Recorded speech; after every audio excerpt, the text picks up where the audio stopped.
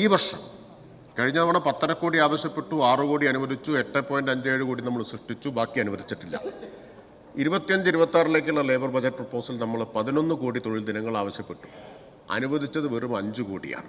എന്ന് പറഞ്ഞാൽ ആവശ്യപ്പെട്ടതിൻ്റെ പകുതിയിൽ താഴെ. കഴിഞ്ഞ വർഷം 6 കോടി അനുവദിച്ചപ്പോൾ ഇത്തവണ വീണ്ടും വെട്ടിക്കുറച്ചു. ഇതാണ് കേന്ദ്ര സർക്കാരിൻ്റെ സമീപനം. ഈ സമീപനമാണ് തൊഴിലുറപ്പ് പദ്ധതിയുടെ നടത്തിപ്പിനെ കേരളത്തിൽ ബാധിക്കുന്നത്. ഇതെല്ലാം ഉണ്ടായിട്ടും ഇന്ത്യയിൽ ഏറ്റവും നന്നായി തൊഴിലുറപ്പ് പദ്ധതി നടപ്പാക്കുന്ന സംസ്ഥാനം കേരളമാണ്. അപ്പോൾ ഇവിടുത്തെ പ്രശ്നം കേന്ദ്ര ഗവൺമെൻറ് തൊഴിലുറപ്പിനെ ആസൂത്രിതമായി ഇല്ലാതാക്കിക്കൊണ്ടിരിക്കുന്നു എന്നതാണ്. 15 ദിവസത്തിനകം വേതനം ലഭ്യമാവാത്ത സാഹചര്യത്തിൽ തൊഴിലാളികൾക്ക് 0.05% കോമ്പൻസേഷൻ നൽകാനുള്ള വ്യവസ്ഥ തൊഴിലുറപ്പ് നിയമപ്രകാരമുണ്ട്. പക്ഷേ കേന്ദ്ര സർക്കാർ കാലതാമസം വരുത്തുന്നതുകൊണ്ട്, കുടിശ്ശിക വരുത്തുന്നത് കൊണ്ടുണ്ടാവുന്ന കാലതാമസത്തിന് കേന്ദ്ര സർക്കാരാണ് നഷ്ടപരിഹാരം നൽകേണ്ടത്.